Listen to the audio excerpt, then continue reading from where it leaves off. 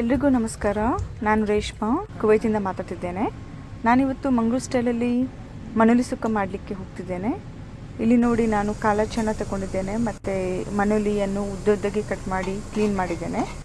First ನಾನಿಲ್ಲಿ ತವಾ ಬಿಸಿ ಮಾಡಿ ಅದರಲ್ಲಿ ನಾನು ಸ್ವಲ್ಪ ಮೆಂತೆ ಮತ್ತು ಜೀರಿಗೆ ಹಾಕಿ ಮತ್ತು ಕೊತ್ತಂಬರಿ ಬೀಜವನ್ನು ಹಾಕಿ ಅದರ ಮೇಲೆ ಸಾಸಿವೆ ಹಾಕಿ ಸ್ವಲ್ಪ ಫ್ರೈ ಮಾಡಿದ್ದೇನೆ ವಿದೌಟ್ ಆಯಿಲ್.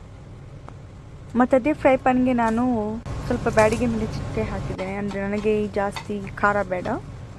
ಹಾಗೆಯೇ ಫ್ರೈ ಮಾಡ್ತಿದ್ದೇನೆ. ಮತ್ತು ಸ್ವಲ್ಪ ಗಾರ್ಲಿಕ್ ಅಂದರೆ ಬೆಳ್ಳುಳ್ಳಿ ಮತ್ತು ಕರಿ ಲೀವ್ಸ್, ಕರಿಬೇವಿನ ಪತ್ತ ಹಾಕಿ ಸ್ವಲ್ಪ ಫ್ರೈ ಮಾಡಿ ತಣ್ಣಗಾಗಲಿಕ್ಕೆ ಬಿಟ್ಟೆ.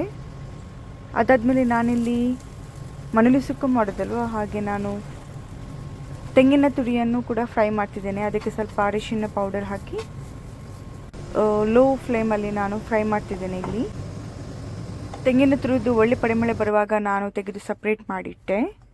ಅದಾದಮೇಲೆ ಇದು ತಣ್ಣಗಾಗಿದ್ದು ಮಸಾಲವನ್ನು ನಾನು ಗ್ರೈಂಡ್ ಮಾಡಲಿಕ್ಕೆ ಹಾಕ್ತಿದ್ದೇನೆ.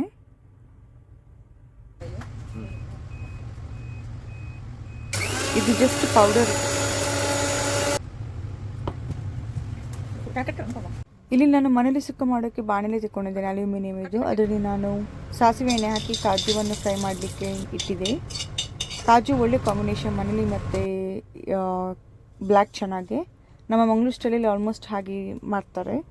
ಮತ್ತು ಅದೇ ಬಾಣಲೆಗೆ ಇನ್ನೂ ಸ್ವಲ್ಪ ಎಣ್ಣೆ ಹಾಕಿ ನಾನು ಸಾಸಿವೆ ಸಿಡಿದಾದ್ಮೇಲೆ ಕರಿಬೇವು ಮತ್ತು ಬೆಳ್ಳುಳ್ಳಿ ಹಾಕಿ ಫ್ರೈ ಮಾಡಿದೆ. ಆಮೇಲೆ ಉದ್ದುದ್ದ ಹೆಚ್ಚಿದ ಈರುಳ್ಳಿಯನ್ನು ಹಾಕಿದ್ದೇನೆ. ಈರುಳ್ಳಿ ಬೇಯಲಿಕ್ಕೆ ನಾನು ಇಲ್ಲಿ ಸ್ವಲ್ಪ ಉಪ್ಪು ಹಾಕಿ ಸ್ವಲ್ಪ ಫ್ರೈ ಮಾಡಿ ಆದಮೇಲೆ ಅದೇ ಬಾಣಲೆಗೆ ನಾನು ಮನೇಲಿ ಹಾಕಿದ್ದೇನೆ. ನೀವು ನೋಡ್ಬೋದು, ಮನೇಲಿ ನಾನು ಉದ್ದುದ್ದ ಕಟ್ ಮಾಡಿದ್ದೇನೆ. ಆಮೇಲೆ ಸ್ವಲ್ಪ ನೀರು ಹಾಕಿ ಆಮೇಲೆ ಬ್ಲ್ಯಾಕ್ ಚೆನ್ನ ಹಾಕಿ ನಾನು ಪೌಡರ್ ಹಾಕಿದೆ.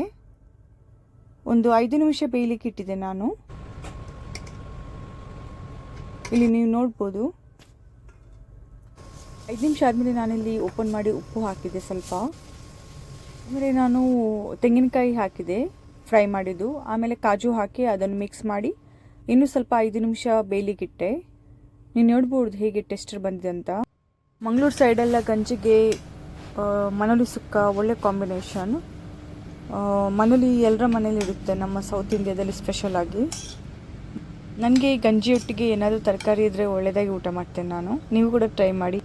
ಮಂಗಳೂರು ಮಾತ್ರ ಅಲ್ಲ, ಹೊರ ರಾಜ್ಯದವರು ಕೂಡ ಟ್ರೈ ಮಾಡಿ ಪ್ಲೀಸ್. ಈ ರೆಸಿಪಿ ಒಳ್ಳೇದು, ಸಖತ್ತಾಗುತ್ತೆ ತಿನ್ನೋಕ್ಕೆ.